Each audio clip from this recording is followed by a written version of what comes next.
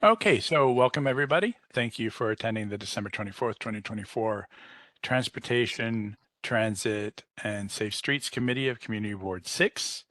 It's now 7:06, so we'll get started. We have a pretty full agenda. Hopefully everyone had a chance to see the email I sent out this morning, and I apologize. I like to try and do that a few days before so you have time to digest and think.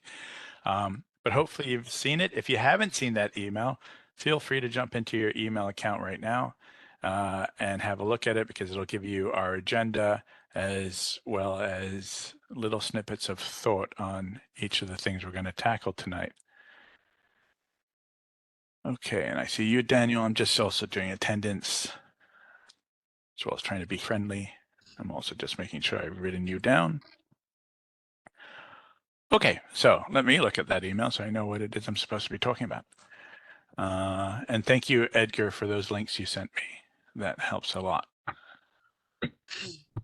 Okay, so the first item, we have several items on our agenda.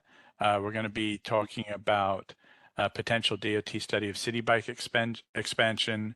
We're going to talk a bit about the Queens Boulevard capital plan that, although it's a little bit in the distance, it'll be here before we know it, and we want to be involved. The Grand Central Parkway Service Road has several issues that hopefully we can find some solutions to.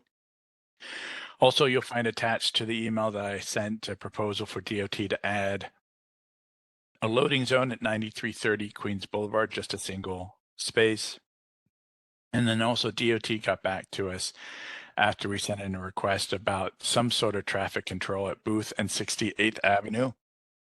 It's not the only request we put in. And also, just Richard, to your point, very, very quickly, but we'll talk about it later. Others also had suggested that site. I think that's one of the reasons why Christine got it to DOT and asked them to look at it. But there's issues with how they looked at it. So the first item on our agenda that I'd like us to discuss is potential city bike expansion. As I point out in this morning's email, and as we already know, city bike expansion has been on our list of budget priorities going back several years, not just this committee's list, but it's made it into the top 20 of the full board's list for the last several years. This year, it's ranked as item number 15. And also we know from some of the public surveys in the last couple of years, including this year's, that have been done, asking folks what they might like to see in the neighborhood, that city bike expansion comes up there as well. What's different now, though, is that last year, the city bike network actually reached our doorstep. So on the other side of the LAE from our district, there are now, that's where the system begins, and you can catch a city bike there and take it all the way into Manhattan if you chose to do so, though generally they work better for shorter local trips. So what I would like to propose to the committee and open up for conversation is that now is the right time for us to submit a letter to DOT asking that they begin the process of studying the feasibility of city bike throughout our district. That's just the start of a process. If DOT and more importantly, if Lyft and City Bike decide that this is an area that they want to expand into, then there's another process of public engagement that works on where do you site the docks. And I understand that there's a lot of controversy about that. We're not deciding those questions tonight. The idea tonight really is to just say, yes, we want you to start the process of looking at feasibility, and then we'll go from there. So that's the intro to the idea. Is there anyone who has a thought for or against? Use that raise hand function and we'll get going. Right now I have Saba and then it'll be John. Go ahead, Saba. And then Eugene. Hi, I just have a quick question and a thought, and they go together. As a person who I'm all for it, the last dock on the corner of Hoffman and Queens Boulevard is the closest dock to me, and on my walk to the bus and the train, I can see it, but it doesn't, like, I can't take it really fast to my apartment, and it would be like 6 minutes instead of like a 15-minute walk. But the public engagement part seems last week when I was like reading through it, it seemed great. But now, do you think with this new bill that the city council people in our area will push against it? And I'm talking about the bill that they're sponsoring about they don't want bikes in parks, and two of our council members have definitely signed on to it. Yeah, I think that's a fair question, but I don't think it's fair of me to, kind of predict or characterize how they might view this. Certainly, they're very different. City Bike mostly isn't located in parks. There's some parks that might have a dock within, but actually, in most instances, City Bikes those docks are outside of parks. Um, and if that became a law, it certainly wouldn't foreclose the use of City Bike throughout the district. Um, our area, most of our big parks are kind of on the periphery. So they're not as those large parks aren't as important to us as part of the transportation network as they actually are for some other neighborhoods where like the best way to get from A to B is through the park. I will say the best way for me, like the way, I don't think there really is an alternative way for me to bike to Flushing is through the park, through Flushing Meadows Corona Park. Mhm. For me to go any other way would be exposing myself to a lot of not only a lot of extra distance and time, but quite a lot of risk. Um, but yeah, I don't think that necessarily, and I would hope those conversations don't impact um, their thoughts towards City Bike. City Bike has, you know, they're running 150 plus thousand rides per day. It's now a well-established uh, network for transportation throughout the city. And I think if you go, once you go back to the other side of the LIE, we're all seeing these bikes more and more commonly and they've come in handy. My wife has used them a couple times when the train shuts down. She gets to Roosevelt and now she can't go any further. It's the bike that gets her to at least that stop you just mentioned, Saba, so that she can walk home the rest of the way. Does that answer your question? I think that's the most I can Yeah, say about it. I think, yeah, I guess my one concern was that I know that uh there's no docks in South Queens for like the scooters, Mhm. and I just hesitant. Like my one hiccup that I see in the future is a certain council member just looping all of it together in their messaging. And I'm trying to be as like, yeah, without giving them away. No, no, I understand. And certainly I do see folks on the council who might lump things together. But, I think it's a matter of taking it one step at a time, and also gathering the facts so that we can have proper conversations about these things. The pilot program for scooters in Southeast Queens and up towards Flushing is a very different concept than City Bike, Mhm. which does have docks. So some of the big issues that is driving some complaints out there, namely, scooters just in the middle of the sidewalk or left in dangerous places. That's really not a problem that you run into with City Bike. I think the more common issue with City Bike is the placement of the docks in the first place, and that's where there will be some tough conversations. Does it go on the sidewalk? Does it take up parking spaces? And I'm sure there'll be those conversations. But that's the later process. Okay. Step one is this, which is look at us. DOT and Lyft might decide they have no interest in expanding into our neighborhood.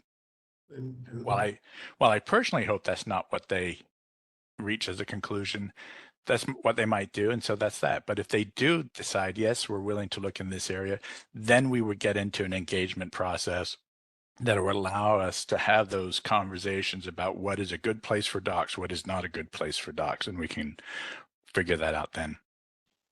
Okay. Okay. So we got John followed by Eugene and then Pedro. John, go ahead. I think I'd just be very, very short. I would certainly strongly support, as in any, if it be anything, I'm surprised that Board 4 got it before we did. I mean, I remembered when I was, one of my accessori took me through board 4, and I said, wow, look at those. I do think that while you're correct in saying that some of the, getting into the weeds of the matter is something that has to, it's going to follow it. I do think that any kind of a letter that we send requesting, that we get the attention emphasizes at the outset the fact that we would want extensive and meaningful community input in terms of the location of those, so that they know that there was. I know that some boards, I believe Community Board 5, had a very active dialogue with DOT in terms of the placement of those of those docks, and I do think that we would want to see this so that DOT knows that at the outset that they're not going to be in a position where they can just tell us it's going to go here, there, and the other, and that we're going to have a strong dialogue before the implementation occurs. So as I said, I think we need to at least emphasize that role at the outset. Sure. No, absolutely. That makes sense. Pedro, sorry, Eugene, then Pedro, followed by Howard. Go ahead, Eugene. Hey everyone. There you go. Yeah, can you hear me? Sorry. Yep. Yeah, so I just wanted to also flag that there are nearby city bike docks and stations kind of on this side of the community board district by Metropolitan, by the subway station, near the mall. Sorry, I'm having trouble describing it. The end of the M. So there could be a potential use case for expansion on this side as well. And I think as we think about it, we should think about the Greenway. I don't know how much they're planning to have bike traffic on the Greenway, but that could potentially be a good avenue for stations along that as well. And then, in regards to the bill, I think that's a good point. I think we just have to be very mindful in the way that we talk about it, and just mention that this is specifically for city bike expansion and not the e-scooter pilot program.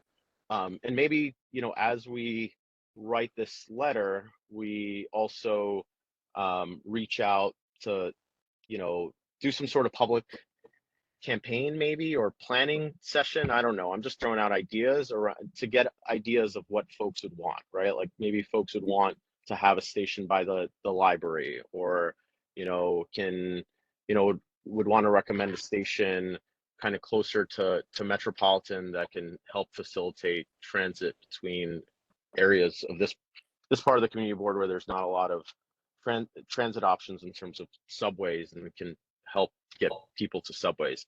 I don't know, just an idea of doing some sort of public engagement around specifically city bike expansion. Yeah, definitely. And I mean, actually, all three of you that have spoken so far, you're all speaking to some of the same issue there, where we want to make sure that we are at the table, we have a voice, and that we help guide what a future city bike network in our area might look like. I don't think we have to worry about that too much at this stage, but absolutely, I mean, John's point's well taken. We'll emphasize that. I can share, I have participated, particularly in the early days when apparently I didn't have as much to do, in some of those processes. And they actually are very robust. Like, they have public meetings where they bring out the big map of the entire neighborhood. And what often happens is they float the idea of stations where they think it would be, because they have a mindset. The way this system works is it works best where stations are typically within roughly 4 blocks in any direction of another, right? Because it's intended as a network. It's intended that it's easy for you to walk out of your house or your office or your shop, and the bikes are going to be relatively close. Otherwise, they lose utility.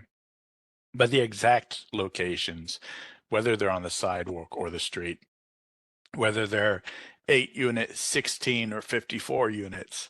I think we'd only see those big ones on Queens Boulevard. But all those decisions get refined through the public process, and that happens.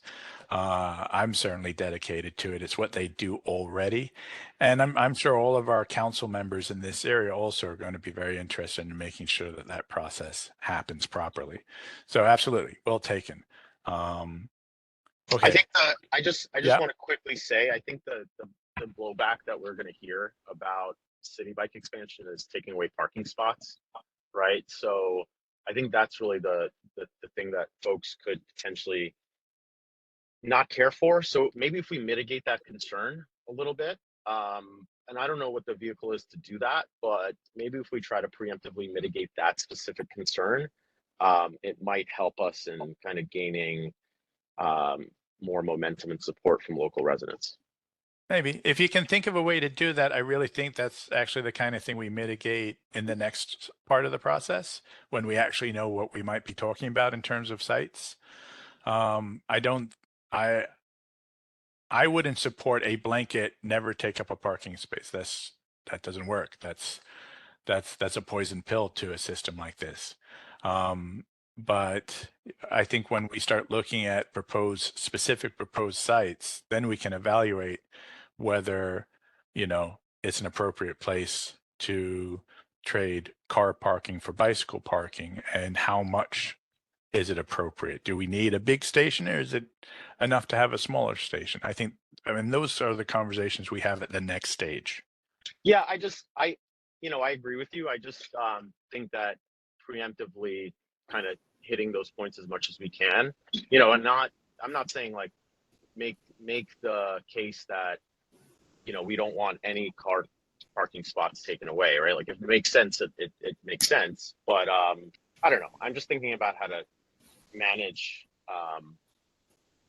blowback, and I feel like the earlier we could do that, the better, or at least just to get people included in the process.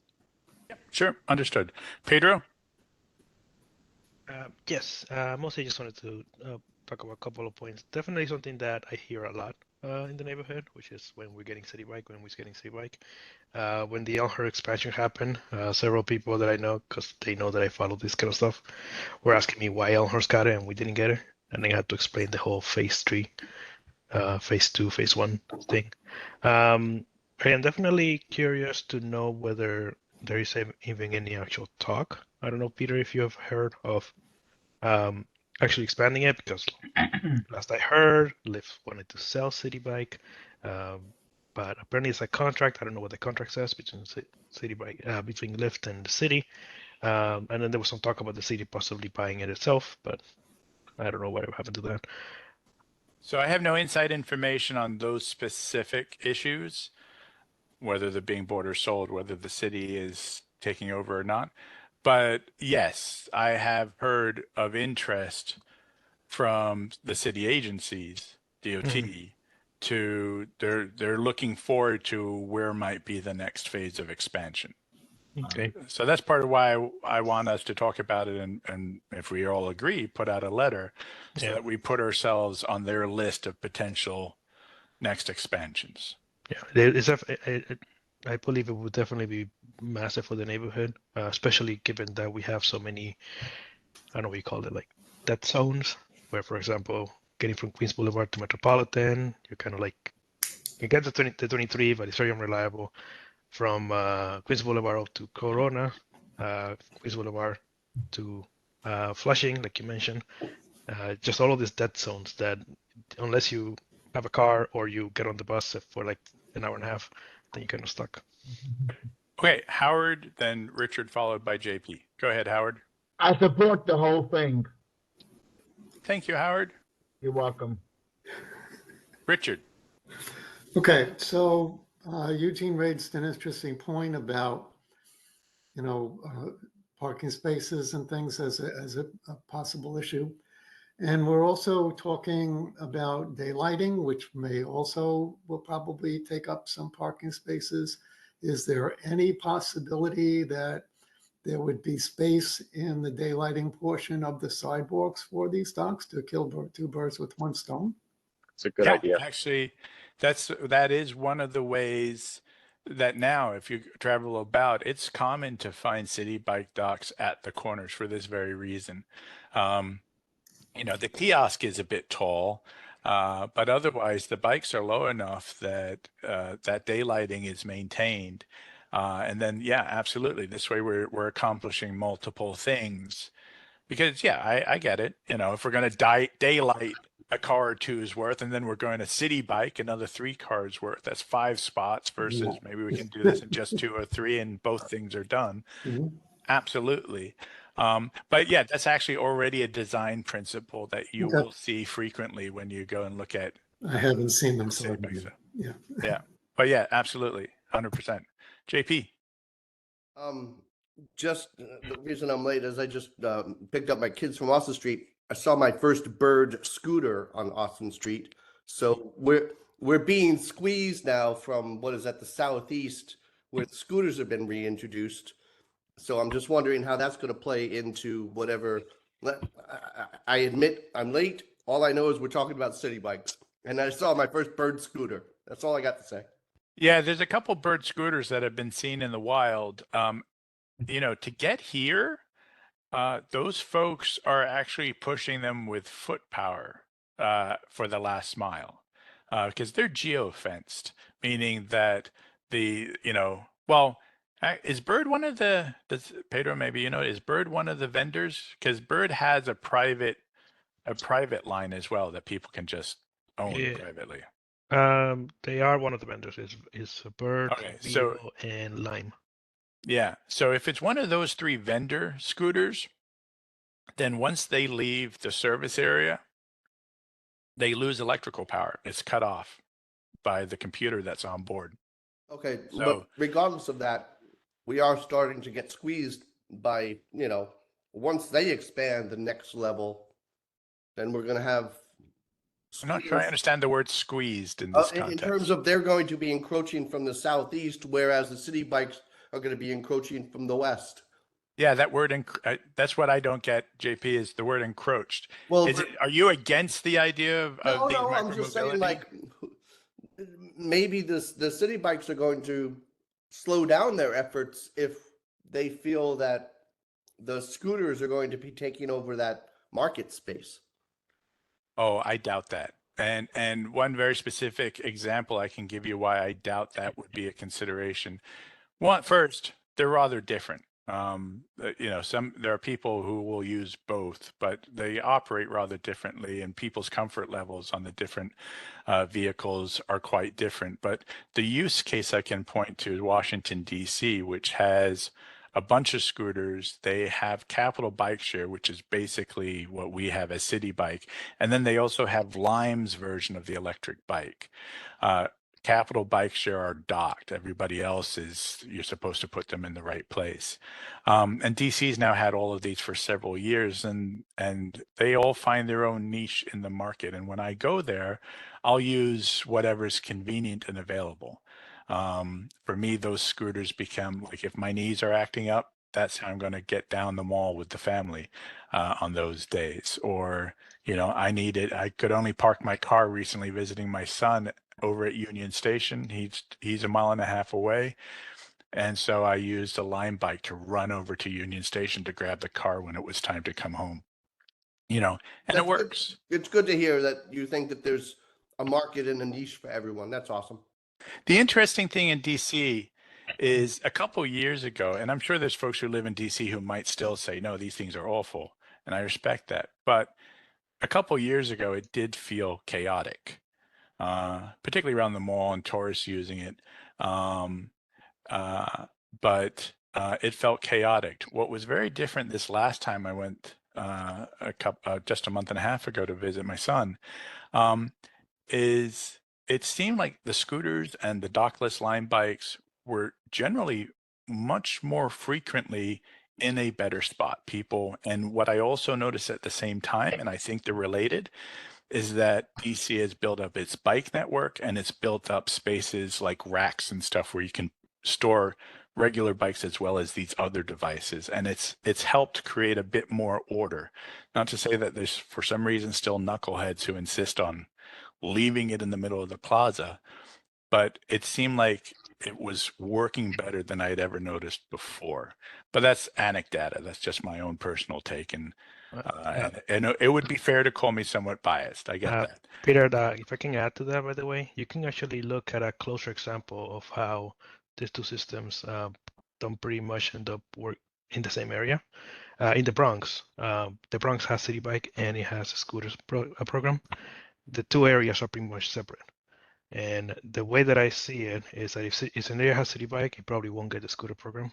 So this is actually, if you're against the scooter program, this is a good reason to want to get City Bike, because chances are you won't get the scooter program. We'll see in the long term if that stays true. Anyway, I want to move on. Karen and then Eugene. Go ahead, Karen. Hey, thanks, Peter. I'm also a little bit late, so sorry if I missed the start, but just sort of two comments, and a comment and a question. The comment being, if we when we reach out to the DOT, have the opportunity to start to opine now on locations or concepts, I would recommend thinking about the Forest Park, Flushing Meadows Park, north-south connection as a way to link up the two parks, which are, I think somebody mentioned before, accessed a lot by car or hard to access in general. So thinking through that, I think the City Bike has something in Jackson Heights or maybe near Flushing Meadows Park. So there is something there already. So maybe it's connecting, going up north in this direction. So just food for thought. And my question is in the email agenda for today, it said to ask DOT to start the process of studying expansion in the district and gathering public feedback. What does that mean tactically? Is it just a letter that comes from this committee, or what does that step entail? Yeah, it would be a letter from this committee, and actually this will address both of the things you just said. So there's really sort of at least two steps to this process. The first is what we do right now. If we all approve, a letter would go out to DOT from the community board or from this committee, saying to DOT that we would welcome them studying the feasibility of expanding City Bike into the district. If City Bike and DOT ultimately decide that looks feasible and it's something they want to do, then the next stage of the process would be a robust public feedback process in which we discuss the issues, the connections you were just making, because yeah, you're absolutely right. Those are perfect connections to make, as well as concerns that Eugene and others have raised about, when does it go on the sidewalk? When are we taking street parking? And how do we, find the best locations? There'll be some things like the gardens, Forest Park Gardens. They're a private community. My presumption, though I'm certainly happy to approach them, but my presumption is that it wouldn't go within there. And there'll be other conversations around that, but that's kind of step two in the event that City Bike and DOT decide that yes, this is an area they want to expand into. So this is just first the invitation to come look. Does that answer? Yep. Thank you. I'm all for sending the letter. Thank you, Eugene. Sorry, and I don't want this to be repetitive, so I'll be very, very short. I just wanted to flag, if I'm just trying to think how to mitigate as much blowback as possible, right? Like I think right now, and we really, the public doesn't have the luxury of having you explain it, right? Like the way I think there's a lot of education that needs to happen on the kind of the varieties of vehicles that are available and what's going on, because there's concerns around like public safety and like e-scooters potentially knocking a pedestrian down, right? Or someone using an e-scooter to commit a crime. And I don't think that those are related in any way to City Bike expansion, right? And I don't want the two things to be conflated. So I really want to try to be creative on the public engagement front. I think the more that we lean into giving the community a voice on, on maybe not if on how it happens, basically, I think, and really try to clear up and educate folks on the concerns and whether they apply to City Bike or, you know, I think the more that we could do to educate, and just the way that Peter, you just did in this meeting, I think that the better we'll be in terms of getting community support and limiting blowback. Yeah, I think that's absolutely right, Gene. I don't think this letter actually is the vehicle because we're writing to DOT. Yeah, and I'm not But- suggesting that. Yeah. But yeah, I'm just throwing that out there because I think that it's just important for folks to be on the same page in terms of what we're talking about. Yeah, absolutely. Good point and well taken. And I hope, you know, that's one of the good things, the way we do things now. These committee meetings, it's being recorded. It'll end up on YouTube. So that'll be a start. And yeah, I'm definitely always open to other creative ways that we might be able to do that. And I know there's a good volunteer group out there educating folks about micro mobility. So maybe there's a way we could partner. Central Queens Micromobility, they often have rides Saturday mornings around 10:30, leaving from Trader Joe's on Queens Boulevard in Yellowstone. So yeah, that'd actually be a great thing. And maybe that's the kind of stuff we can try and do more of in terms of being creative and kind of getting the community into the idea that, you know, within what right now might seem daunting, but it actually is a half mile, 1 mile, you can actually reach in 6 minutes, 7 minutes, shopping, schools, a park that you didn't realize ends up getting shrunk down in terms of distance when you're able to use one of these devices. Something to Right. think And I about. just want to make sure it's not conflated with illegal e-scooters that aren't registered, you know, like things like that. So 100%. Okay, great. If there are no other comments or concerns, I would entertain a motion on whether or not to do a letter. Anyone want Make to? the motion. Second. I'll do it. So moved. Second the motion. Who was the first one to say I make that motion? That was Karen? Okay, so Karen moves to send a letter to DOT asking them to begin the process of studying our district for the feasibility of city bike expansion. I heard multiple seconds. Okay, all those in favor say aye. Bye. Aye. Is there anyone opposed? Seeing no opposition, the ayes have it. Great, perfect. Thank you, everybody. We'll send that letter out. Okay, awesome.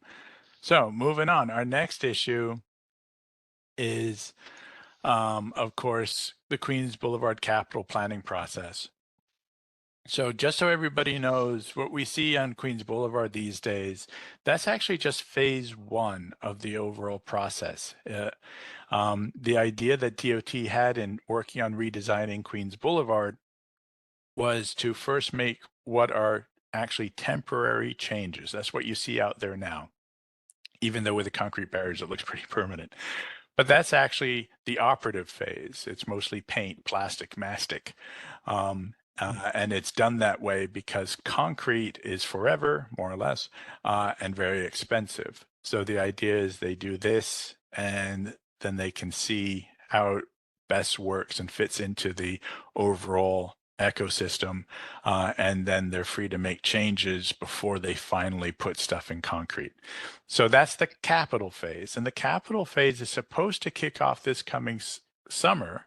Of course, that date has steadily moved back every year, but fingers crossed that capital phase begins out in Woodside. Sorry, that way, out in Woodside in the summer. And it's going to involve rebuilding. There's several components, but kind of the biggest, easiest to picture one is that they're going to rebuild the medians between the service road and the express lanes. Those medians will become wider.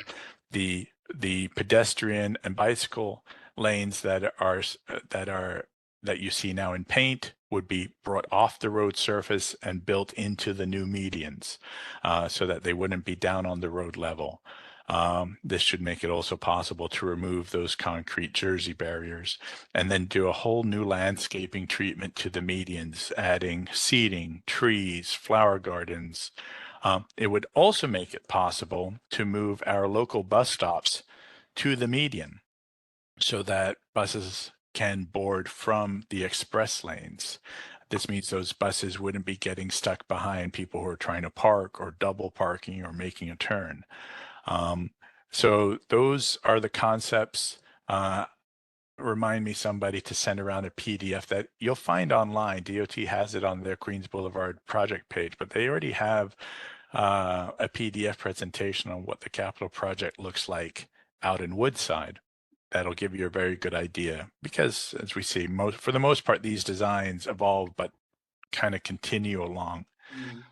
The issue for us is we, of course, want to be involved in the planning process. Oftentimes, plans arrive to us after they've thoroughly been worked through, and then we're kind of in a situation of, do we just scuttle this whole thing, or can they actually make changes we want to see? Hopefully, with this process, we can be a bit more involved sooner, is the thought.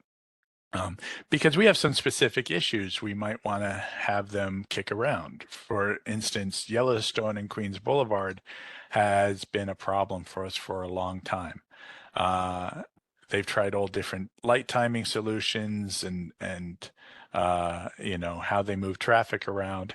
Maybe if they're going to be working in concrete, there might be a way to redesign that intersection and other intersections to make them work better, or to change the flow of traffic. For instance, coming out of Parker Towers on the north side onto Queens Boulevard, all that traffic coming out that way, they must just turn right and go down the service road heading east. If they want to go in a different direction, they have to come out onto the Yellowstone exit and put themselves into that traffic pattern. So one idea that has come up is, well, what if we open the intersection in front of Parker Towers on Queens Boulevard so that people leaving Parker Towers can actually go in any direction on Queens Boulevard? It might be a good idea, it might not be, but these are the kind of things we want to be able to put in front of DOT sooner rather than later as they develop plans for our area. So that's the thought behind this agenda item, is really to get a letter. Two things. One, to get a letter out to DOT saying we want to be involved sooner rather than later, and maybe tease a couple ideas that we have that, for instance, explore these ideas. And then also, we just want to keep this on our agenda on a fairly regular basis so that we are thinking about ideas and we're reminding ourselves we need to keep bugging DOT about it. Okay, Richard, then Pedro. Okay, so when you're ready to give the for instance and talk about the possible opening by Parker Towers, I won't discuss them here, but I have some additional ideas of some of the traffic flowing from before that to also be able to get in to the center lane at that point. If you have a couple ideas about, you know, if we're going to be working in concrete and have the ability to change the way that an intersection looks like, I'm not looking for, you know, detailed specs right now, but if you have an intersection, tell us, and that can be incorporated in the letter as a for instance. Right, I have ideas about that particular space. Yep. Okay, well, you know what, maybe the best way to do it, because you might want to be able to explain it better, is after this meeting, follow up with a letter, and then we can work some of that into the letter that we ultimately draft, assuming that's the direction the committee wants us to go in. Okay, Pedro. Yeah, so mostly I kind of wanted to ask, what exactly do we want? Do we want to just like send a list of ideas via email to you? Yeah, if you have a few ideas, send them. What I envision this, and you know, you tell me if maybe there's a better way to do this. So I don't want to be the one that just runs away and tells you all this is how we're going to do it. So, but my thought is that this is just the first letter, and this is a letter saying, you know, we know that that planning will be beginning on on the capital plan in our district. We very much want to be included earlier rather than later in that process. We have specific ideas that we would like to see investigated as part of the capital plan, for instance, and not exhaustively, 1, 2, 3, 4 ideas that, you know, I don't think it's incumbent upon us to have them be super well thought out. We're not the engineers, but I wanna both put those things on the table and also convey to DOT that we actually have specific things we want to see hopefully solved by this work and not ignored. That's my thought process. Does that make sense to folks? And if somebody thinks there's a better way to, or something that needs to be included in that letter I haven't mentioned, that's what I want this moment to be, is to figure that out. Another point I wanted to make. So during the Woodhaven Boulevard capital presentation that they showed us, they showed that they wouldn't be focusing just on Woodhaven Boulevard, but they will go into Yellowstone. So maybe definitely something for people to think about is how we can use this opportunity to not just fix issues on Queens Boulevard, but off of Queens Boulevard. Like, for example, Yellowstone and Austin, which is a thing that gets a lot of talk in this committee. Yeah, I mean, yeah, right. So that could be one of the examples. And I think Woodhaven Boulevard is a great example in two ways. One, the one you just mentioned. So, you know, there's some willingness and desire, and perhaps desire to, you know, you're not going all the way over to 110th Street, right? Or even 99th, but within a block or two of Queens Boulevard, if there are specific issues that can be addressed, the scope of this project might reasonably be expanded to capture those. The second way that I think the work on Woodhaven, and I think we all generally favored it, but that's an example of how they did all that work and then showed up and showed it to us. And we had no input until that moment, which is why I want this to be different. Okay, so John and then Eugene. Yeah. Okay. Just just a few points. First of all, I do think it's a great idea to send a letter, and I think that basically, I mean, there are kind of macro and micro aspects to this whole proposal. I think probably if we're going to specifically say anything, probably some of those kind of micro issues like the Parker Towers issue, the Yellowstone, I think is an important thing to raise. I think in some of the macro ones, which really are dealing with the overall structure flow of the Queens Boulevard, I think we really do have to look at how the plan is being designed toward the west and coming toward us, because there probably will not be a lot of wiggle room for us to change things. I mean, just to give an example.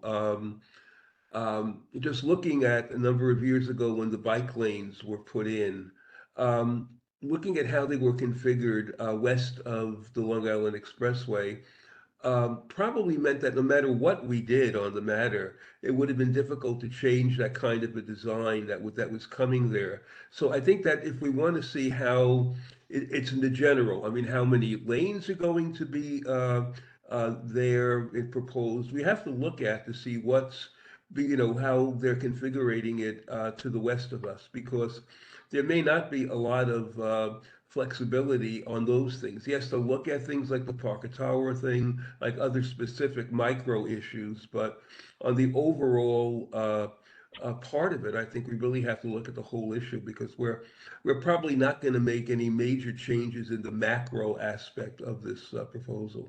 That's just my feeling. Yeah, no, that point's really well taken. And actually, it's to our east that I think it might actually have its greatest application, because what I often see during the afternoon, evening rush hour is there's so much traffic that backs up on Queens Boulevard. I mean, it's busy all the way through, but particularly down at that end approaching Union Turnpike, because there's so much traffic that has come along on Queens Boulevard that is trying to get in any one of several different, whether it's out to Union Turnpike, continuing straight ahead, shunting off to go to the Grand Central Parkway or the Van Wyck or the Jackie Robinson. And at that same place, there's a very dramatic change in configuration on the other side, the eastern side of that intersection.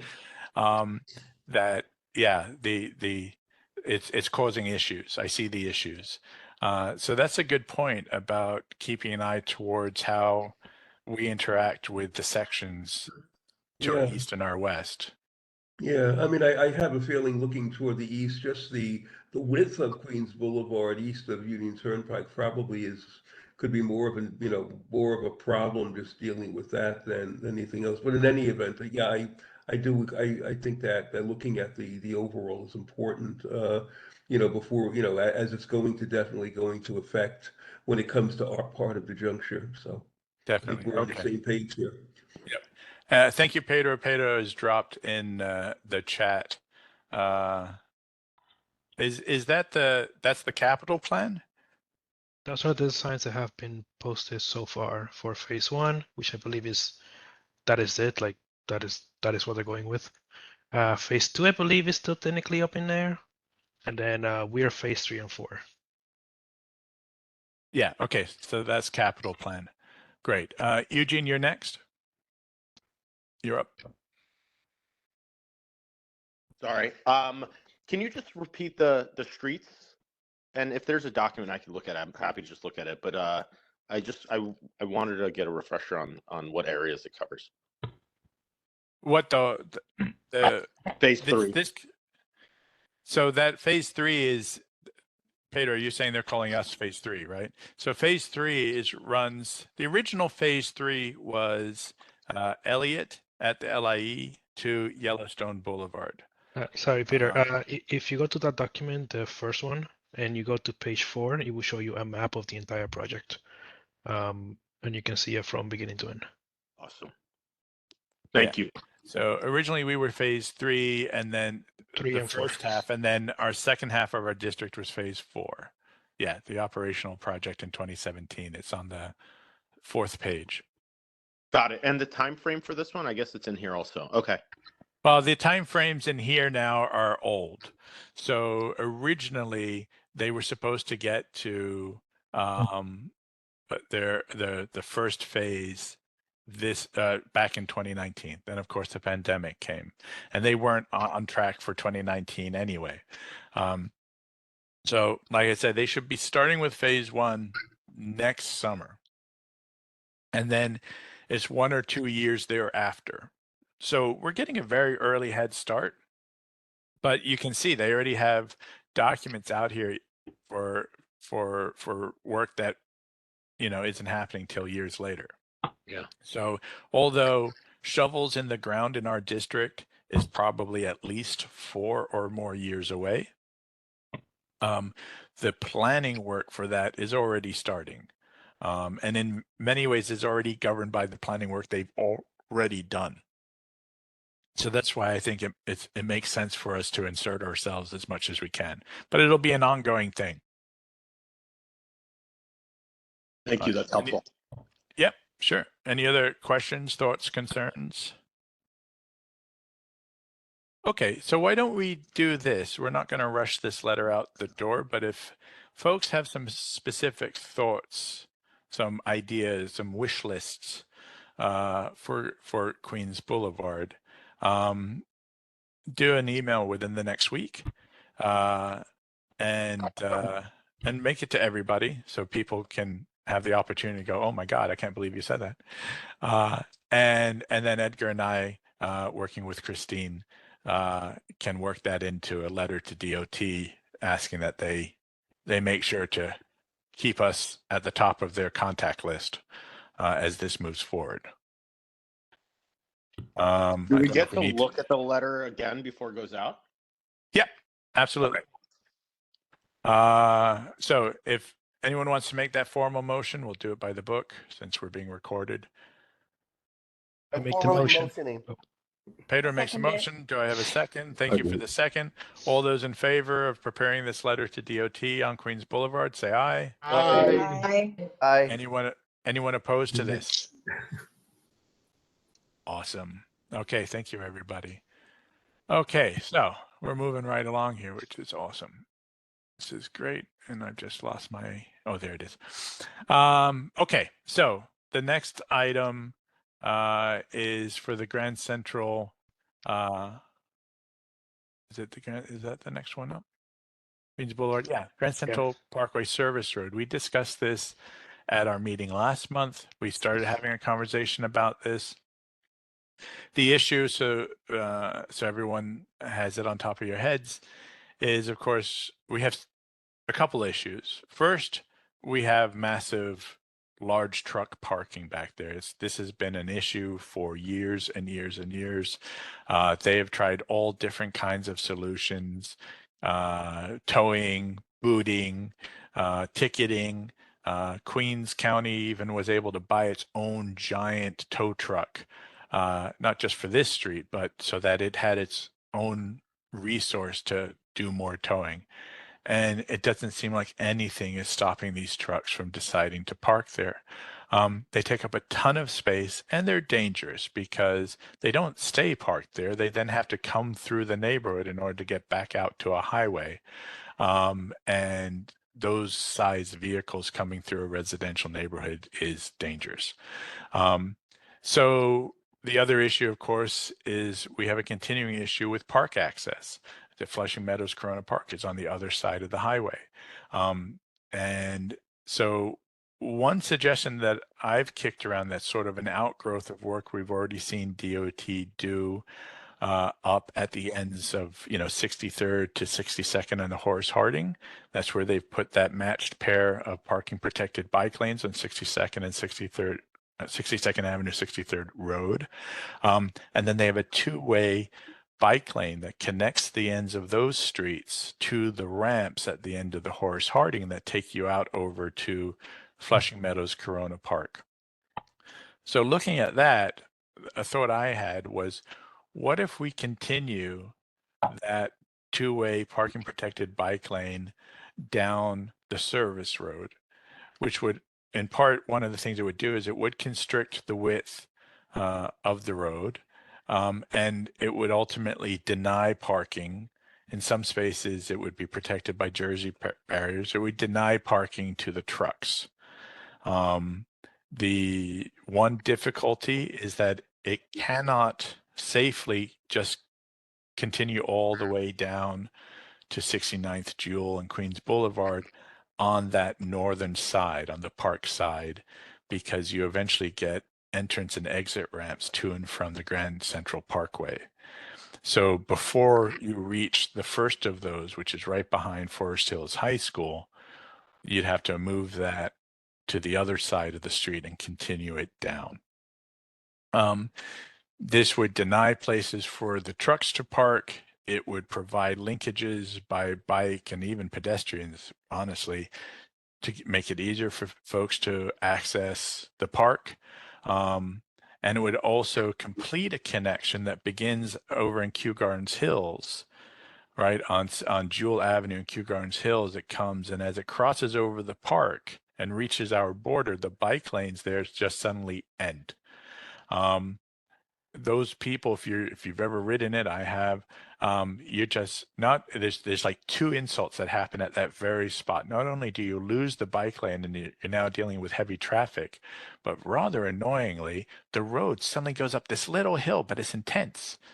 You lose, it's terrible. So I've ended up on the sidewalk and nobody likes that. So this provides an opportunity, until we look further at Jewel, which is an outstanding issue. This provides an opportunity to provide people access to the eastern end of Jewel Avenue and points to the east via the Grand Central Parkway service road. So that's the idea that I've had. I've floated it before and I got some positive feedback, but I wanted to put it out there more formally and have the committee discuss it and see if there's agreement or if you think I'm crazy, and what our next step should be. John, you're up first. Go ahead. Well, first, I don't think you're crazy. And Excellent. So and start. secondly, it seems like a good plan. One thing, just one concern. I'm not a concern, but just an issue. You talked about narrowing the lane. I mean, it will continue to have the same number, the same lane that we had before, but it'll be somewhat narrow. How much would it be, and could that possibly result in some issues regarding if they're like wide trucks or things of that may have problems dealing with it. I mean, I'm just wondering in that regard, if it's just making it a little more narrow, but delineating where it is, it's probably not a problem. I'm just looking at if there may be some, unforeseen consequences that could come from that part of it. Sure, and in fairness, I haven't been out there with tape measures. DOT will have to kind of do all that engineering study, but I have been out there and kind of stared at it for long periods of times and tried to picture it in my head and use Google Street View and aerial views to look at this. And as I envision it, it would narrow the space to about a lane and almost a half's width, because right now you have a couple spaces along there, particularly as you're passing back behind the high school, where it's really just it's confusing whether it's one lane or two lane. Plus, you now have this extra lane that's coming from your left off the Grand Central Parkway, and there's kind of this unregulated, very wide space. This would narrow that space, but it would still remain fairly wide. Certainly nothing that I envision would narrow the travel lane to anything less wide than DOT likes to plan about 11 feet for truck routes. If I could just So also add, insofar, one of the possible benefits of doing that could be it could, certainly not just create disincentives, but make it very difficult for cars to be, kind of passing each other, and using it as a kind of almost a two-lane kind of street, which could be kind of dangerous in different areas. So I mean that, by just streamlining it and making it very clear what the lane is, that might also have a pro safety factor. I think that's right. Also, I think it helps with congestion. Sometimes this feels counterintuitive, but the the the design of that service road changes from one lane to two lanes to one lane at different points. And when you're changing the number of lanes, you then create a pinch point the next time it narrows to a single lane. And these are opportunities for congestion. And, I don't know if folks drove much on 125th Street. 125th Street through Harlem, there's two lanes in either direction for a long time, and it still had the bus. And 125th Street is I love that. It's a very interesting street to drive on. There's lots going on. But they redesigned it so that there was a dedicated bus lane in either direction, which meant you only had one travel lane in each direction. And a lot of folks were like, this is going to be terrible. You'll never be able to move. And actually, in my estimation, my in-laws used to live in Morningside Heights, so I drove there fairly frequently. It got better. Because it actually kind of streamlined it. You knew that you just had this one lane, and we were all going to progress down it without people constantly coming in and out. So it actually, I think that's a benefit we might be able to secure for ourselves over there as well. Okay, Pedro. I just wanted to follow up on that because I just I was reading something about road capacity, and it was from this engineer from the Netherlands. Actually, he's American, but he's working over there. And he was talking about the specific thing where he was saying that road capacity usually is calculated based on like countryside roads where there's no intersections and nothing. But if you try to apply the same concepts to a street, it doesn't make sense because intersections just mess it up. So essentially, he was saying that every street should probably in an urban area should probably just be one lane, because immediately you add more than one lane, you just make it worse by essentially doing what you're saying. You're adding more mobility, and it just makes everything worse. Yeah, the problem with movement in an urban space is movement. Yeah, pretty much. It's one of those kind of things. Okay, Eugene. Can you just repeat the streets? Sorry. So what we're talking about is the Grand Central Parkway Service Road, and from the end of 63rd Road, where that two-way bike lane currently exists, and continuing it, though eventually flipping it to the other side of the street before reaching the high school, down to at least, which one heads out to Kew Gardens? It's Jewel that goes out, right? So down to at least Jewel. Yeah, that's what we're talking about. Okay, thank you. 63rd? Yeah, 63rd Road Got it. to Jewel. Okay, thank you. And maybe it makes sense to go further than that, but So it would take away a lane of traffic for the bike lane or no? in certain parts along that route, it might, right? Do we know which But parts? I'm just curious. I'd have to kind of go back and see where. Yeah, that's like a pretty, I'm with you on trying to kind of streamline the lanes so that way people are making less decisions and creating bottlenecks. That area is just like a lot of people take the service road to then get onto the Jackie or Union Turnpike. So there's just a lot of traffic moving through that area. Like sometimes I will drive. There's a lot of traffic on the Grand Central Parkway. I'll get off on the service road there and then drive to over to Union Turnpike to drive home. I want to be mindful that we don't make the traffic pattern worse and make it better, you know.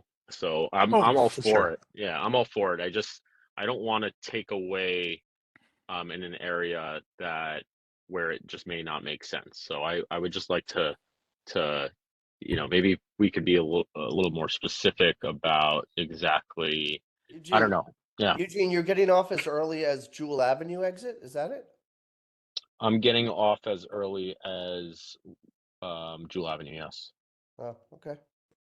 Oh, yeah, sure, definitely, Eugene. I mean, that's really the role of DOT to kind of do that Yeah. traffic study and counts and tell us, this works, that doesn't work.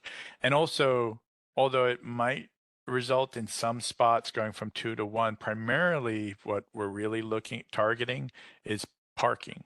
But it's parking that currently is being taken up by these big trucks. So, uh, it might be one of the few places in the district where coming along and saying, oh, we're going to take 50 parking spaces might not go over so badly, because they're not 50 parking spaces that local residents get to use. They're being used by these trucks.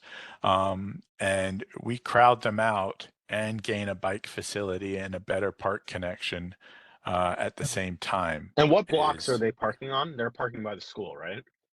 Oh, they'll park wherever they can find a big enough space. I mean, I've seen those trucks from all the way up, by 64th, all the way down. Behind the school, there's a large lot, and they would cram it would look like a major highway rest stop. You'd have Yeah. 4 or 5 semi trailers in there. We have a neighborhood, I forget, there's an acronym, an NST team that's working with us right now. That's like a neighborhood, I'm going to say neighborhood strike team, but that's not the right thing at all. But the borough president's office worked with us to get that group of agencies to focus on an area within the district to try and sort out a problem. And this is the area of the district that this team is working on. And so far, one of the things they have managed to do is to get DOE to kind of assert its ownership, over that asphalt lot behind the football field at the high school, and they're going to now fence that off and deny it to the trucks. Did it? That's helpful context. Are there any residents parking in those spots? Oh, I can't rule out that, sure, you'll find private cars wedged in between the trucks. But in the area before the high school, which is, I think, where you find most of the residents who might park there, because you have some of the kind of the townhome type co-op or rental apartment units are there and face the service road.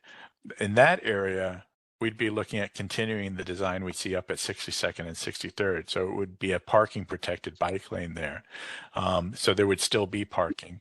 Once you switch to the other side and get to the high school, what I envision, and we would need DOT to kind of confirm this for us, that's where we would probably have a barrier protected bike lane to kind of take that parking that is largely used by trucks. Because from the high school east, now those streets, the 70s, right, in the high 60s and the 70s, you don't have these rental apartments that are facing the Grand Central Service. You have single family homes that are living, their driveways and parking is on the side streets. So I think I'm right in saying that those folks aren't relying at all on the Grand Central Parkway Service Road. So I think we get past most of the demand for local parking, and then we switch to the other side of the street, and now the goal is to block out the trucks, which is where they tend to be. Okay, that's helpful. And the ask would be for them to like review doing this. Right. So the ask would put out there that we would like them to study the feasibility of continuing the two-way parking protected bike lane east on the Grand Central Parkway Service Road and then we'd identify whatever street that is before the on-ramp, and then switching to the other side of the street and continuing to Jewel. Yeah, I like the idea. I just think that I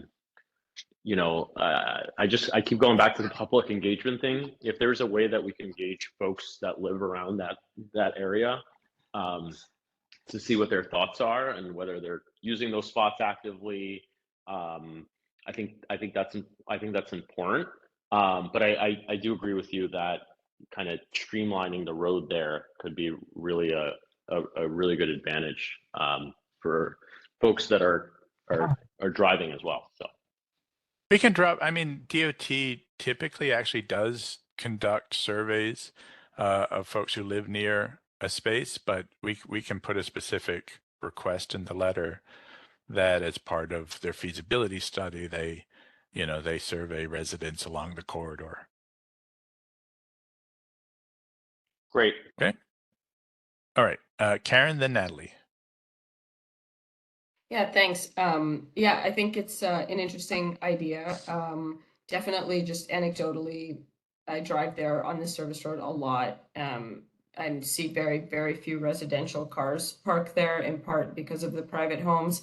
Also, I do wonder to some extent, and this is anecdotal as well, it is so poorly lit and just foot traffic that I think at night, like, I wouldn't want to leave my car on the street there. Let's put it that way. And I'm sure the precinct has some data on this, but just again, on occasion, like I've seen private vehicles there with like tires missing, and I don't know if they're left there on purpose or if that's happened, as part of vandalism. But that's, I think, something to be mindful of. But what makes me think about that is if there is a bike lane there at some point, or if the DOT explores it, I feel like, I don't know if there are requirements to like light things in a particular way. I don't know if that's like a requirement, because I feel like it would be extremely dark to ride your bike there at night, and almost like a safety thing. So I think just like infrastructure wise, and maybe this gets to Eugene's point a little bit about, engaging the local community about how they would feel about it. Because it might need to come with like other infrastructure improvements that would actually make it like a safe and useful bike lane. But again, this is just kind of anecdotal. Oh, that's a great point, actually, and asking as part of it for those kind of upgrades would I think make a lot of sense. That's actually great. Thank you for that, Natalie. Yeah, I just wanted to plus one to Karen. I visit the garden pretty frequently and walk from usually around Jewel up to the garden. And yeah, during the nighttime, definitely not feeling safe. Also because of like the lack of lights. But the other point I wanted to make is I think this is also an opportunity to reduce the speed limit there. The speed limit's at 30, especially if we bring a bike lane in. I think it would be safer for it to be at 25 miles per hour instead. So just something for us to consider. That's a great thing. I actually, I guess, hadn't paid attention to that. I didn't realize that it was still at 30. I would. Yeah, it's funny. I jumped into Google Street View just to see if I see a street limit sign, and immediately just giant trucks are there. Yeah, it's 30 miles per hour at least Oh yeah, up there it until is. 72nd Road. I don't know about because I live around here, but I don't know about anywhere further. But yeah, it's 30 miles all the way up. I found my first sign at the end of 66. So yeah, and that was from September. That's interesting. I think that's a good point. I mean, just to address that specifically, is there anyone against us, including in the proposal that the speed limit be brought down to 25 in conformance with the streets around it? I make a motion that that gets included. Yeah, I thought it was citywide.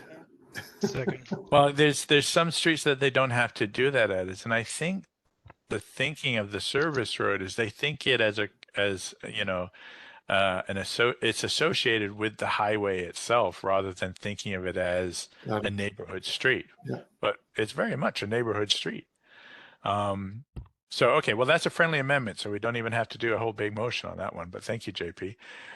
Okay, so and I also the other thing to note, if we agree to do this letter, I have to still run by Heather and Chris whether, for the most part, our practice has been requests for studies don't need full board approval. I'm going to touch base with them just because we are talking about such a kind of a bigger project, but hopefully, you know, this will go. So then I'll entertain a motion for this committee to do a letter to the DOT asking them to study the feasibility of a two-way protected bike lane parking up until the high school, barrier protected after the high school, from 63rd Road to Jewel Avenue, as well as provide infrastructure upgrades such as improved street lighting and to lower the speed limit to 25 miles an hour in conformance with the surrounding streets. Consider that exactly so moved. Sorry, Peter. Thank you, JP. What do you say? You said something up onto the high school and then after the high school? Parking protected until the high school, barrier protected to Jewel. I see. Seconded. Okay, thank you. All those in And I favor just, say aye. Aye. Aye. Hi. I just want to make sure the community piece is in there as well. Thank you, Part of Eugene. I didn't mean to leave that out. You're right. The letter, Edgar, you are taking notes, right? I just want to make sure that we got our roles Yes, sorted. Okay. I didn't Awesome. get the language of all that language of the letter, but if you want to repeat it again. Just No, watch I'm the not going to video. repeat it again, but we'll do it. But I just want to make a specific note that we also include the request that as part of the study, DOT surveys the neighbors along that corridor. Okay. Any opposed? Just to make this formal. Okay, great. So that's passed. Coming up on 8:18, we are moving along. This is exciting.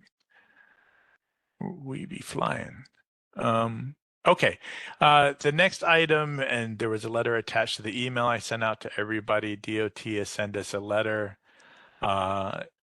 regarding putting in a loading zone to create a new loading zone at 9330 Queens Boulevard.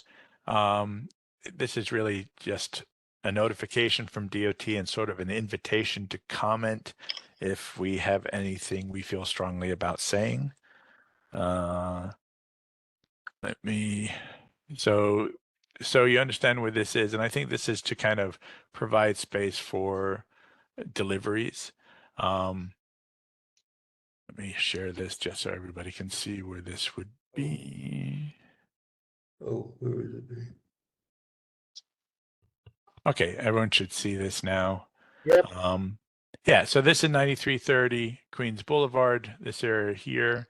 It has some light, it has some doctor's offices and stuff on the ground floor, and it's otherwise a pretty standard, looks very much like the building I live in just a few blocks away. So the Show current, me the other, give me a bearing. What's on the other side here? Are there commercial vehicle? The other side of the boulevard, is it like? right. So this is the service road and it's across from Lost Battalion Hall. Ah, got it. Yep. Right. So there's the I see it. 360. And let's see, this is the date on this street view is September 2024. So this is current. And as you can see, there's no loading zones currently along this space. And so the proposal by DOT is to put a delivery space here. It'll be a lot easier if they just got rid of all those bollards, you know? I'm gonna have to see you outside, JP. Okay, so I'm gonna stop this so I can see everybody. Pedro, your hand is up. Go ahead. Yeah, I mostly am a bit confused by this whole program because we got like a wave of them a while ago. Now we're getting one, and I'm just confused because like there's a lot of places in the neighborhood that get this issue. Like for example, I live near Austin Street and 67th Avenue, right where like Austin Street ends, and then people make a right, and I always see double parked cars there, and then it just causes traffic the whole way down. Yet that's not. I don't understand why that has never been a point. I did bring it up a while ago when we were first getting feedback, but that never.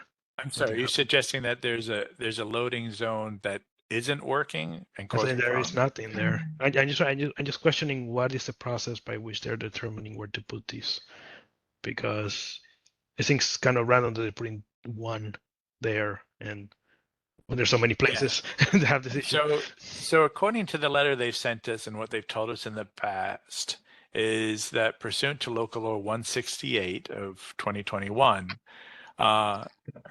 the DOT created a public methodology for determining where loading zones are necessary to enhance safety, reduce traffic congestion, and then they're supposed to identify at least 5 loading zones annually in each neighborhood tabulation area. I don't know how big that is. That meets the methodology. And I apologize. I do not know what the methodology is, and I do not know what the neighborhood tabulation area is. Is it just our community board? Is it, the 2 or 3 boards around us? I honestly don't know how they do that. Okay. Sorry, I was going to say the neighborhood tabulation areas. I think their units are smaller than our community board, so I think they're, that would be like a unit within our existing community board, not bigger than. I put a link to the map of NTBs or whatever they're called in the chat. Peter? Yes. Well, hold on. I have a list. Richard, then John. Oh, I'm sorry. Is my current list. So Richard, go ahead.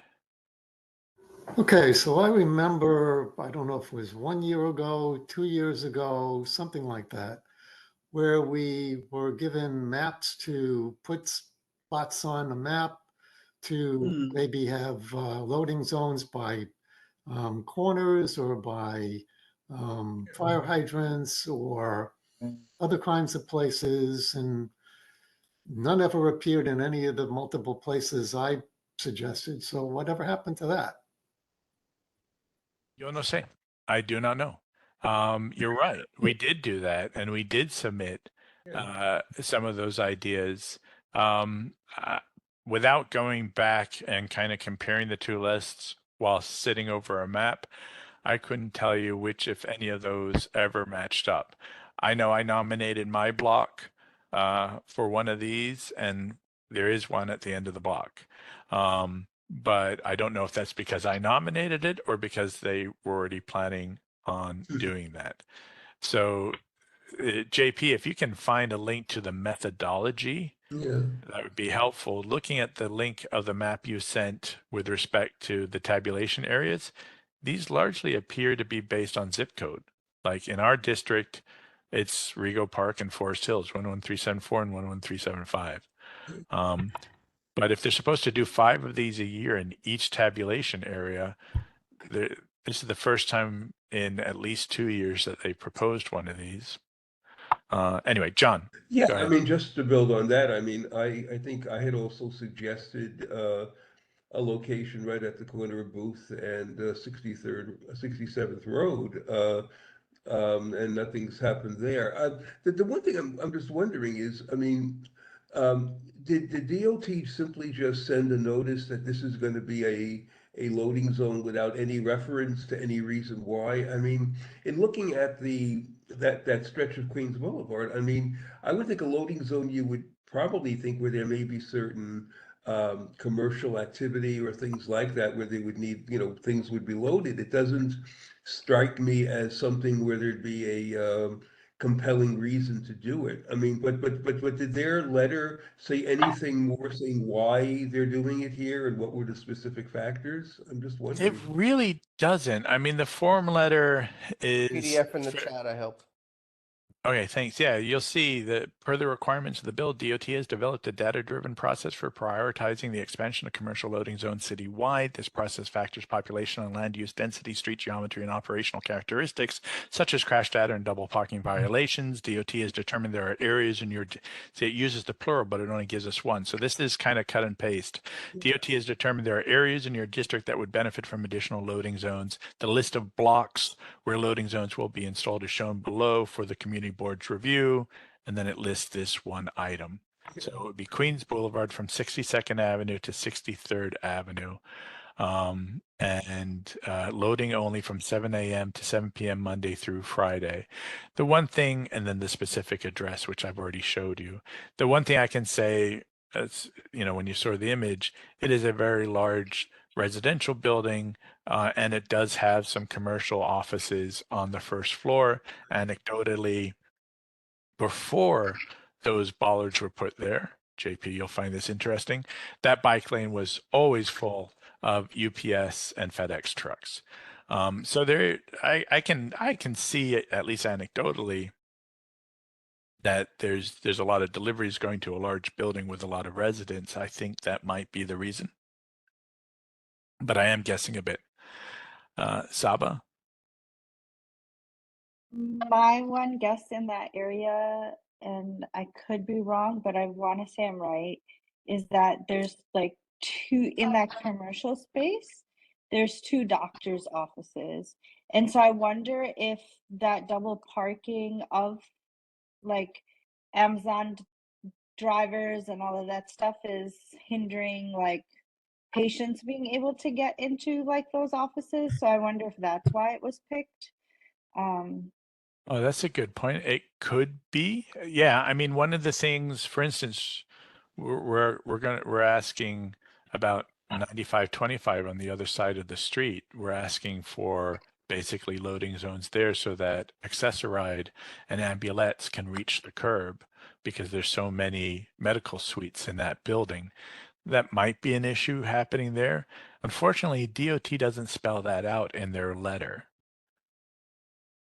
My guess They just is say that's logical because I know that on 63rd Drive, where I live between Herring and Carlton, on the east side, there is a bunch of doctors' offices, and those patients are always complaining about the Rivian vans that are standing there that Amazon has all the oh time. yeah.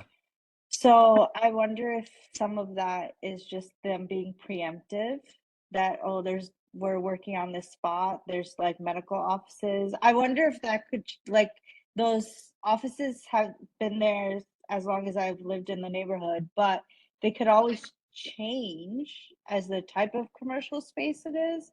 But my assumption is that it could be helpful because it is like I think it's like a pediatrician's office, a dentist, and like another medical practice down that way. But Yeah, that makes a lot of sense. And then also, thank you, LT, for pointing out, like, so the PDF that JP put the link out there on the what their methodology is. They reach scores And our particular district, our zip code, is part of what they call a tier 1 priority zone for these loading zones. And then their methodology, it's only discussed in very broad terms, but all the stuff we've just been talking about, it's a very large residential building. It does have some commercial. It doesn't have any other loading zones nearby. All of these things kind of add up to a higher score for why that location. It's not good that we're having to guess this out ourselves, but it does make some sense, I think. The question for us is, do we have any comment we want to send back up the line? We're not required to. Not required to take any particular action. We've just been notified, but it's an opportunity. If there was any feedback we wanted to provide to DOT, we can take that opportunity now.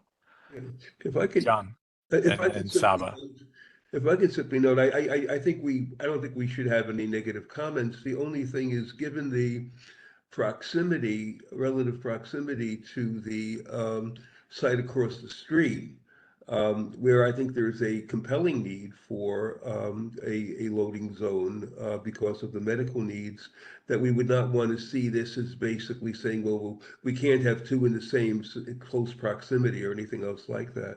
So we don't see any kind of conflict between the two of them. In fact, if anything, both should go forward.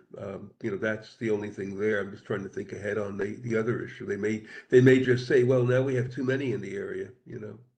They might. I almost don't want to give them any ideas. I think over at 9525, it's far enough away. It's on the other side of 62nd, and it's on the other side of the boulevard. But certainly something to keep in mind if we got any pushback on our request over there.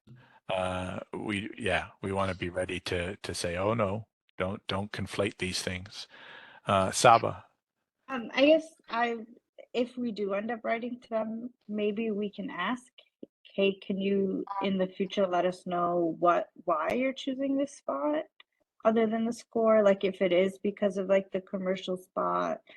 I think it's far enough from Elliott that there's not like US Postal Service like vehicles sometimes stop there, but Right.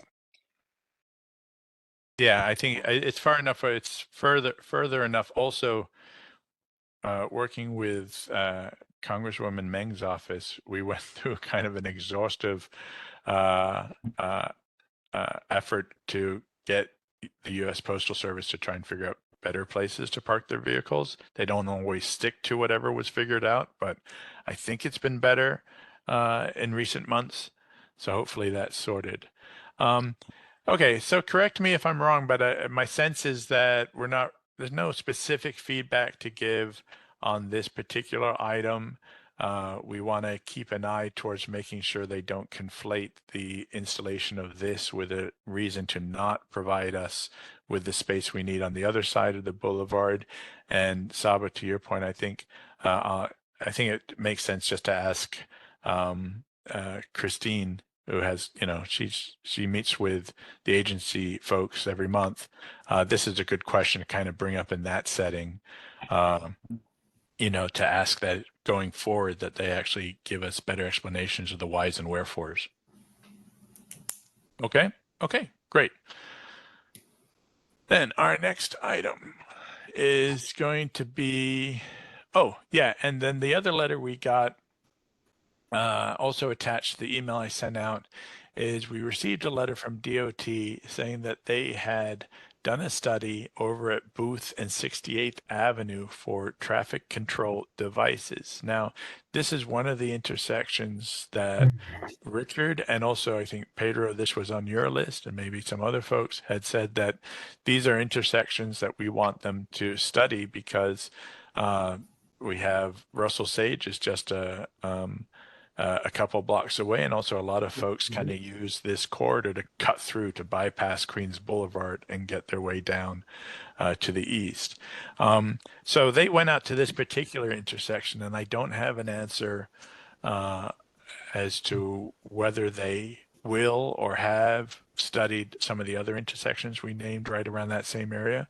But they went out and did a study in the middle of July of this intersection and sent us back a letter saying, hey, we looked at it and it doesn't meet our standards for any sort of traffic. Specifically, they said, we completed a traffic control study at this location that took into consideration several factors. Based on the analysis of the data collected, our judgment is that a signal or an all-way stop sign will not provide the maximum safety benefits. So interestingly, they don't make any suggestions as to what might provide Yeah, I was the looking for the maximum safety but we know benefits. what will, right? They just kind of say, well, that's not going to do it, period. And then the page 2 is their study report, which basically shows that they went out on a single day, the 17th of July, and they did traffic counts at 7:30 a.m., 2 p.m., 4:30. And apparently these traffic counts don't meet the warrants that are required to justify either a stop sign or a light. A couple thoughts on this. One is they're doing this in the middle of July, not when school is in session. I've already asked Christine to give feedback to DOT asking that they reconduct the counts now that school is in session, and specifically at times when we know that school is either students are arriving or they're being discharged, because I think that would make a huge difference. For instance, here on July 17th, looking at the pedestrian observations and school children, they only saw one school child, and that was at 7:30 in the morning, and they only saw a total of 14 other pedestrians spread out between the 3 observation periods. That's a very, very different picture tomorrow morning, right?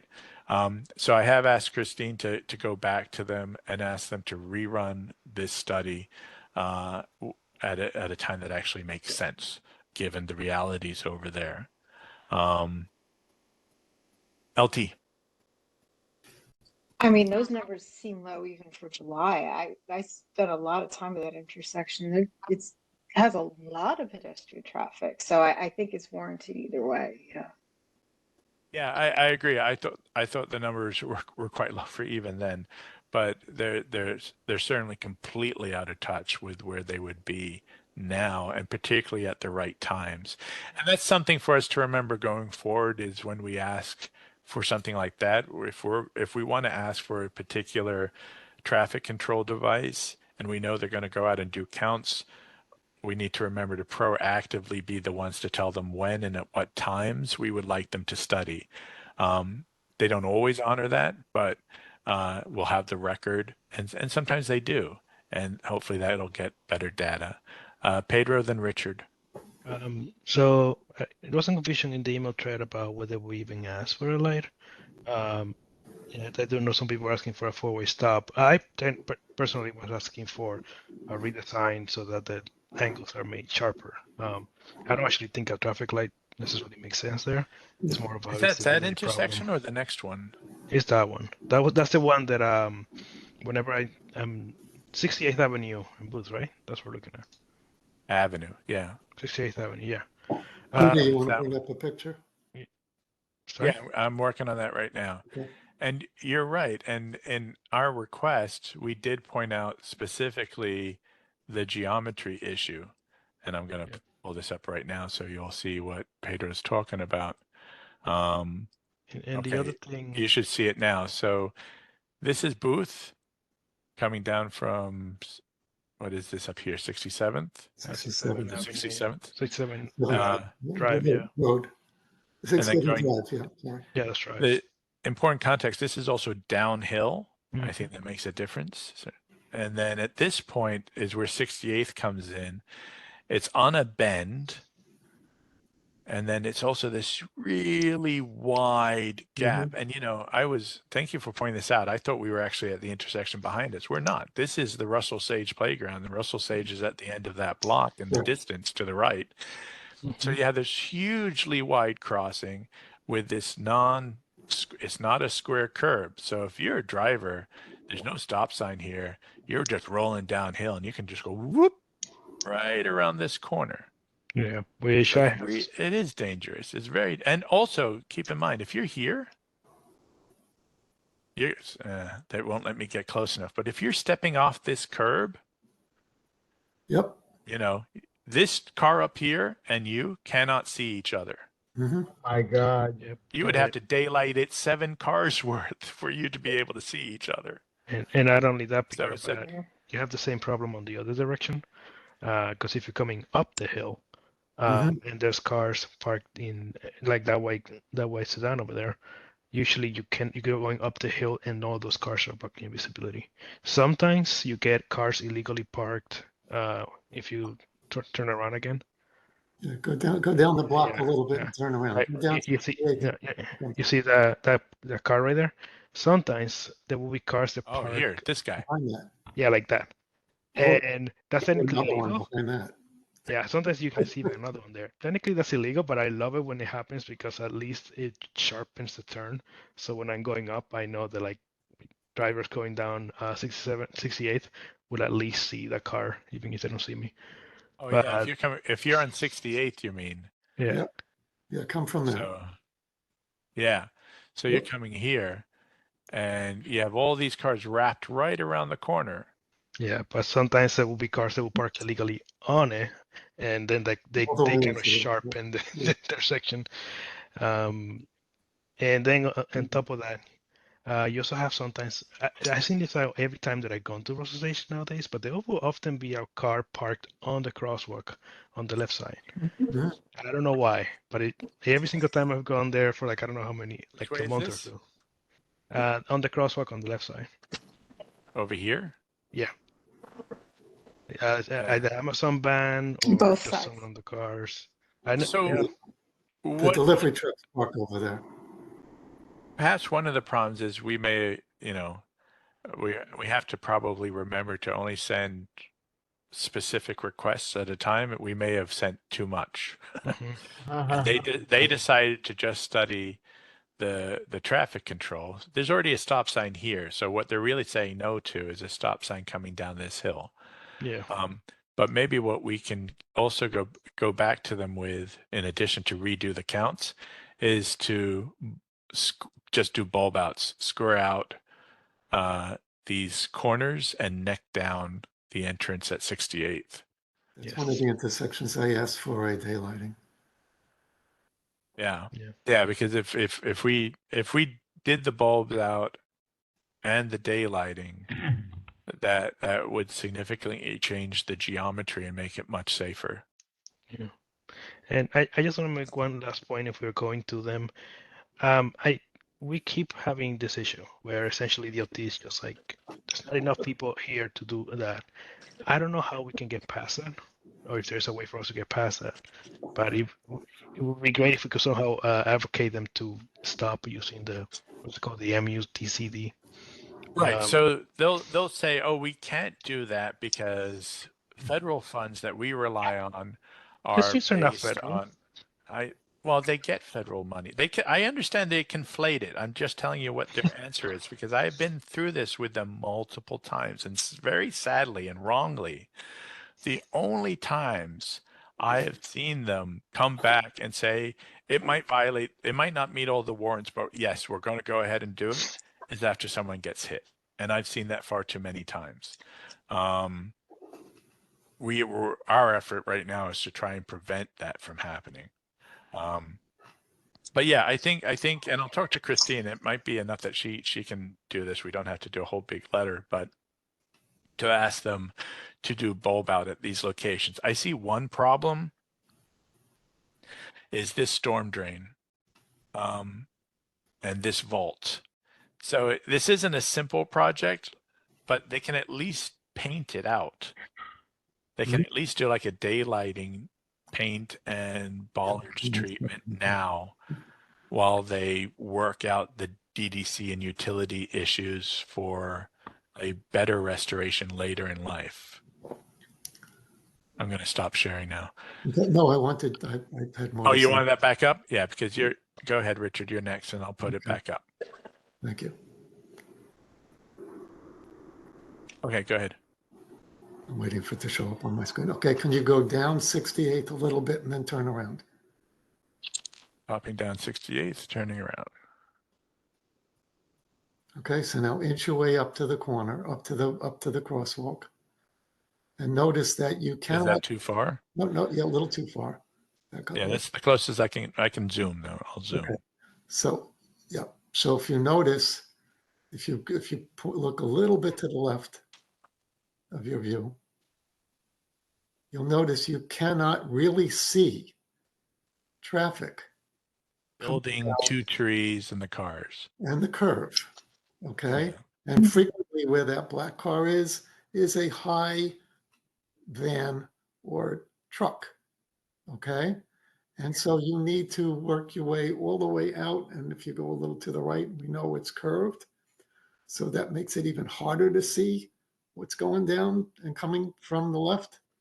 And so, and see, there's a truck sitting out there. And so it's very dangerous to try and come out from 68th onto Boot Street at that point. That's number one. Two, we talked about not seeing any pedestrian crossing the street as they're coming around the bend, or a car that's sitting there trying to, come through the intersection. If you back up a little bit, I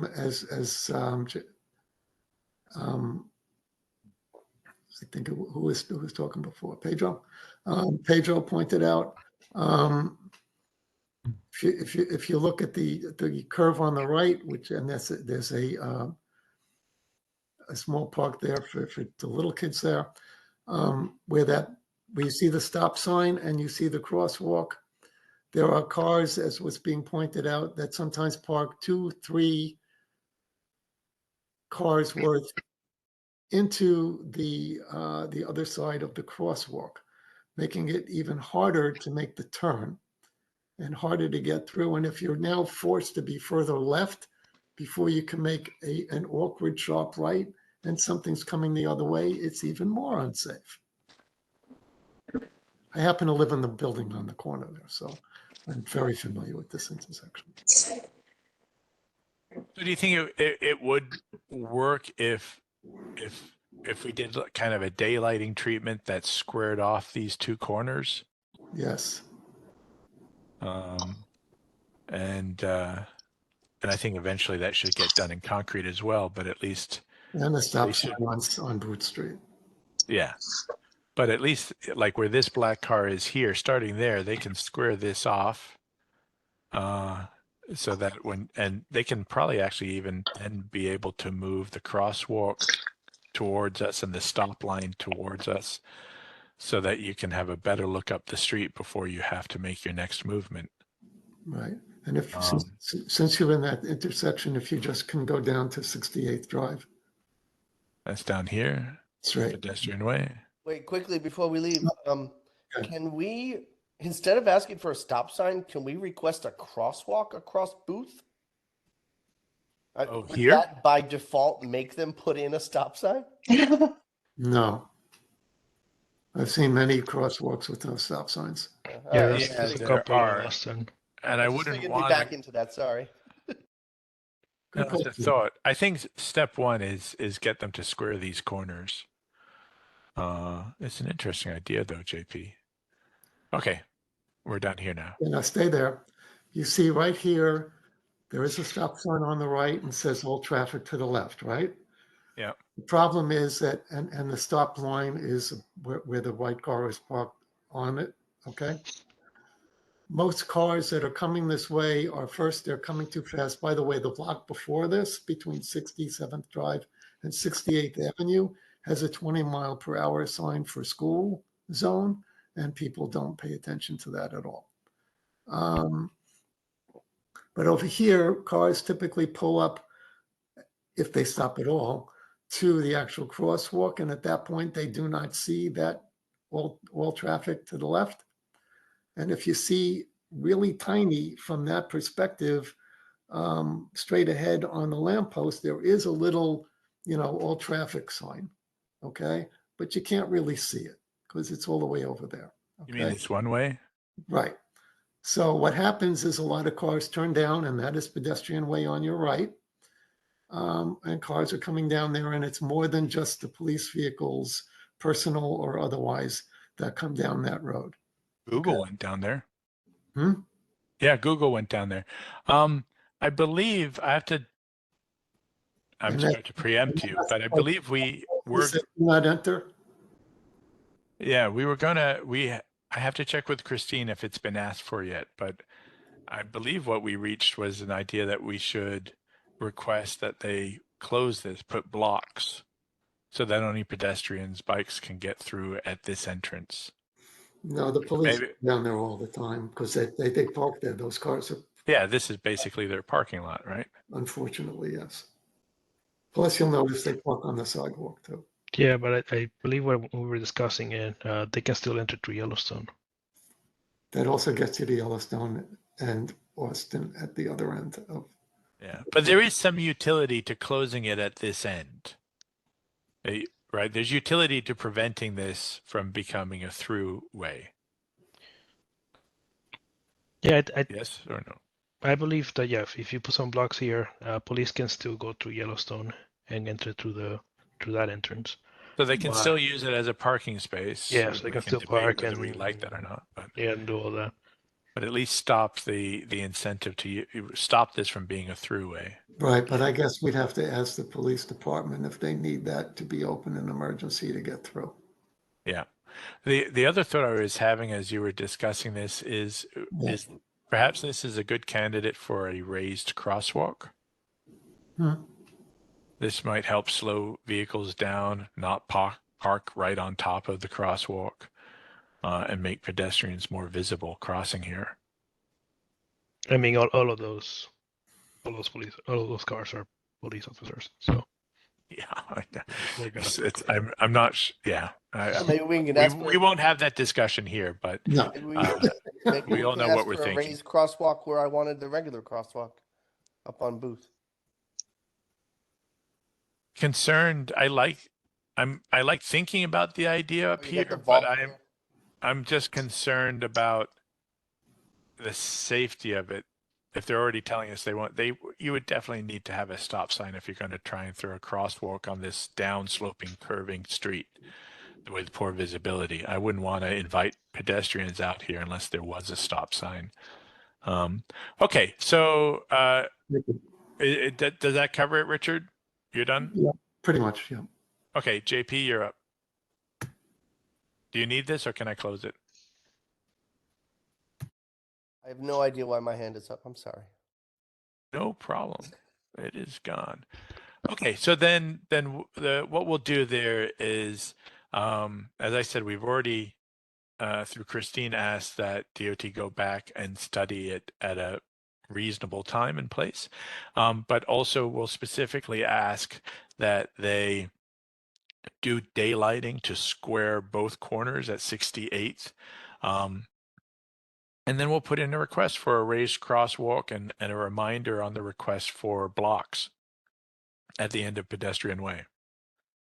And see if we can get hopefully all of that, or at least some of it. And I know you'll let us know, Richard, how that goes. These things do take time. One of the frustrating things is, bringing things to the attention of an agency, delivering it to them, signed, sealed, and delivered. Here are the pictures. Here's the solution, and then watching them take too long to get stuff done. But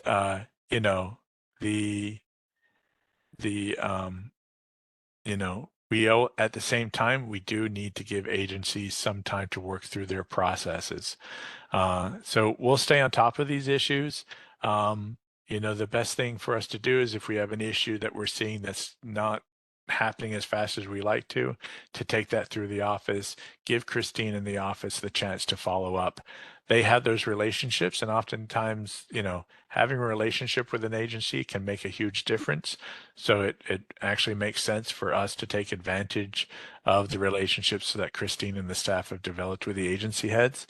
But definitely let us in the office know when you're seeing conditions that still haven't been done, even though we raised them months ago. Well, I do that. Yeah, this is to all of us.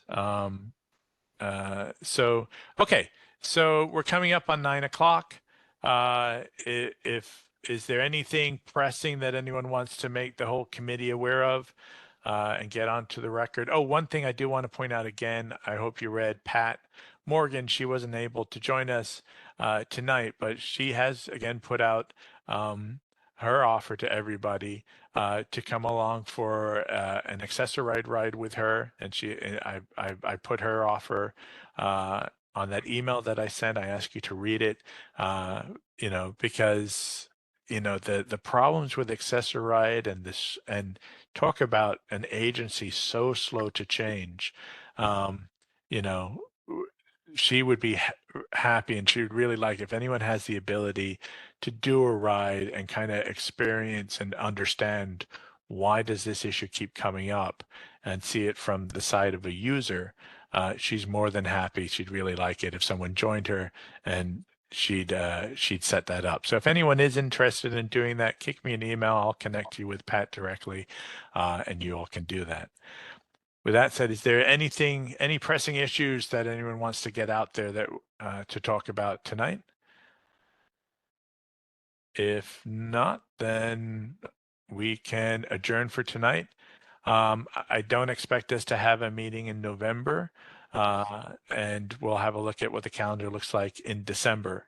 As always, use this. I'm Yeah, sorry.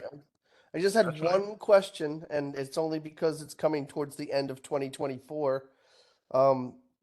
They were going to close the slipway at Union and Metro. Not they, not DOT. DOT said it was going to be left up to DEP or National Grid. And they said completion date end of 2024. Oh, Anybody remember that besides me? that's that last piece of that project. It was the last piece where you're going. It was DEP, wasn't it? Yeah, it was DEP, I think. They said that there's a big project that DEP is putting in place over there, and they will be in charge of closing that slipway and then making the service road the new way to get onto Union from Metro. I'll ask Christine if there's been any updates on what they're doing over there. I haven't Now, seen anything, and the National, office yeah, is- National Grid was here in the spring or the summer, or National Grid did work over there. I think they're done. but you haven't seen any changes in configuration yet. No. Yeah, I'll ask. Christine is very good about passing on stuff to us from DOT, Yeah, DEP. I'll find that page in their original PDF, and I will send it to you via email. Perfect. And then Christine will follow up with that and find out what's going on. Cool beans. Thank you. Everybody have Okay. a happy Turkey Day. Good night. Happy holidays to everybody. Thank If you you. think of any ideas that you want to see on a future agenda, email Edgar and I and let us know. Yeah, that's all I have for now. Okay. Thank you so much, everybody. Really appreciate your input and your work on this. Thank you, Peter, Well, Edgar, and everybody. Yeah. Thank Have a you. good night, Take care, everyone. everyone. Be safe. Be Good well. night. Night. Good night. Bye, everybody. Bye.